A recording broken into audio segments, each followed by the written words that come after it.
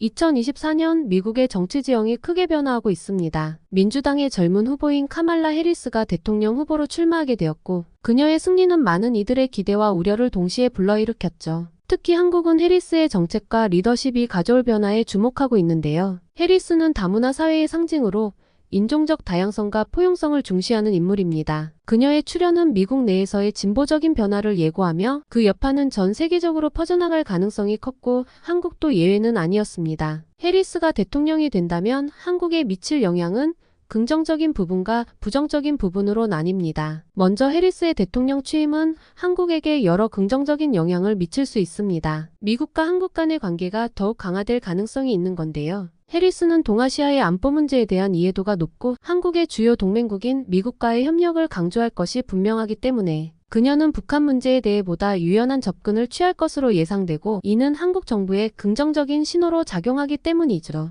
해리스는 기후변화 문제에 대한 강력한 입장을 가지고 있으며 이를 통해 한국과의 협력 기회가 증대될 것으로 보여집니다. 한국은 이미 그린 뉴딜 정책을 추진하고 있고, 해리스의 환경 정책과 맞물려 양국 간의 기후변화 대응 협력이 더욱 확대될 가능성이 있습니다. 이러한 협력은 한국의 지속 가능한 발전에도 큰 도움이 될 것이고요. 또한 해리스는 인권과 평화에 대한 강한 의지를 표명했습니다. 그녀의 대통령 재임 시기에 한국 내 인권 문제에 대한 국제사회의 관심이 증대될 것으로 예상되기 때문에 한국 사회의 민주적 가치와 인권 신장을 더욱 촉진할 수 있는 계기가 될 것으로 보여집니다. 해리스는 아시아 태평양 지역의 인권 문제에 대해 적극적으로 목소리를 내며 한국이 이 지역에서 선도적인 역할을 할 수 있도록 도울 후보로 보여집니다. 하지만 해리스가 대통령이 된다면 한국에게 부정적인 영향도 존재할 수 있습니다. 그녀의 외교 정책이 때때로 미국 우선주의를 강화할 가능성이 있다는 점은 우려스러운 부분인데요. 미국이 중시하는 이익에 따라 한국의 외교 정책이 제한될 수 있다는 우려가 있습니다. 특히 미국과 중국 간의 무역 전쟁이 격화될 경우 한국은 이 두 강대국 사이에서 어려운 선택을 강요받을 수 있기 때문이죠. 또한 해리스의 임기 동안 북핵 문제 해결을 위한 접근 방식이 과거와는 다르게 전개될 수 있는 점도 걱정입니다. 북한과의 대화 재개를 위한 해리스의 노력이 한국 정부의 입장과 상충할 경우 한국의 안보가 위협받을 수 있고, 북한의 도발이 계속된다면 한국은 해리스 정부의 외교 전략에 대해 불만을 품게 될 수밖에 없죠. 더불어 해리스는 내부 정책에서도 변화를 예고하고 있습니다. 만약 그녀가 미국 내에서 대규모 복지 정책을 추진하게 된다면 그 비용을 충당하기 위한 세금 인상이 불가피할 수밖에 없는데요. 이는 미국 경제에 영향을 미치고 궁극적으로 한국 기업과의 무역에도 부정적인 영향을 줄 수 있습니다. 한국의 수출 의존도가 높은 상황에서 미국 경제의 불안정은 한국 경제에 직격탄이 되는 거죠. 또 해리스 대통령의 하에서 한국은 새로운 동맹 관계를 형성할 기회를 가질 수 있습니다. 그녀는 아시아 태평양 지역에서의 미국의 역할을 강화하고 이에 따라 한국과의 군사적, 경제적 관계를 더욱 깊이 있게 발전시킬 것으로 기대되고, 특히 한국의 기술력과 미국의 자본이 결합하여 혁신적인 프로젝트가 진행될 수 있는 가능성이 큽니다. 또한 해리스는 국제사회에서의 협력을 강조하며 한국과의 협력을 통해 다자간 외교를 강화할 수 있는데요. 이는 한국이 국제적으로 더 큰 영향력을 발휘할 수 있는 기회를 제공할 것이고, 다양한 글로벌 문제에 대해 한국과의 협력이 이루어진다면 한국은 보다 능동적인 외교 정책을 펼칠 수 있는 기반을 마련하게 될 것입니다. 결국 카말라 해리스가 미국 대통령이 된다면 한국은 긍정적인 변화와 도전의 시기를 맞이할 것이고, 그녀의 리더십 아래에서 한국은 미국과의 관계를 강화하고 기후변화, 인권, 그리고 글로벌 문제에 대해 함께 해결할 수 있는 기회를 갖게 됩니다. 그러나 한편으로는 미국의 외교 정책 변화에 따른 불안정한 상황과 한국의 내부 정치적 긴장도 유의해야 할 부분인 거죠. 해리스의 임기는 한국과 미국 간의 관계를 재정립하고 새로운 협력의 가능성을 열어줄 중요한 기회로, 한국은 이러한 기회를 잘 활용하여 국제사회에서의 입지를 더욱 공고히 하고 미래지향적인 발전을 이룰 수 있는 발판으로 삼아야 합니다. 변화는 언제나 도전과 기회를 동반하며 한국은 이러한 변화를 긍정적으로 수용하고 나아가야 할 시점에 놓여 있는 거죠.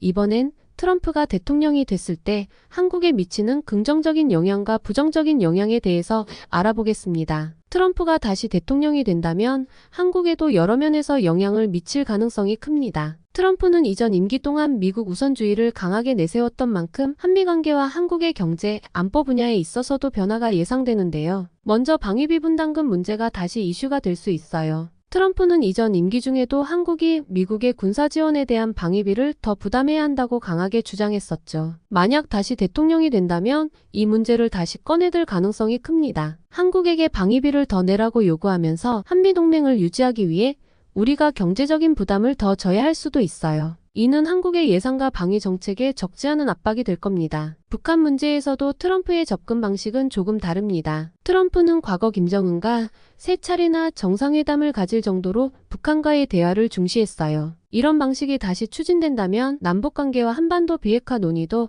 트럼프식으로 바뀔 가능성이 있죠. 하지만 대화가 이어진다고 해서 비핵화 문제가 쉽게 풀리는 건 아닙니다. 트럼프는 보여주기식 정상회담을 선호했기 때문에 실질적이고 구체적인 비핵화 성과보다는 이벤트성 회담에 초점을 맞출 가능성도 있습니다. 그래서 한국 입장에서는 북한 문제에 대해 미국과 협력하면서도 한편으로는 우리가 어떤 주도권을 가져야 할지 신중히 고민해야 해요. 경제적으로는 통상 정책에서도 변화가 있을 거예요. 트럼프는 미국 우선주의를 내세우며 무역 협정을 다시 조정하는 데 적극적이었고 특히 대중국 견제에 강한 입장이었죠. 다시 집권하게 된다면 한국에게도 중국과의 무역 관계를 축소하거나 미국 중심으로 경제 동맹을 강화하라고 요구할 가능성이 큽니다. 한국 입장에서는 미국과 중국 사이에서 균형을 잘 맞추는 게 매우 중요한데 트럼프가 대통령이 되면 이런 경제적 균형을 유지하기가 더 어려워질 수 있어요. 마지막으로 기후변화나 환경정책과 관련해서도 차이가 클 겁니다. 바이든 정부는 기후변화 대응에 적극적이지만 트럼프는 이전에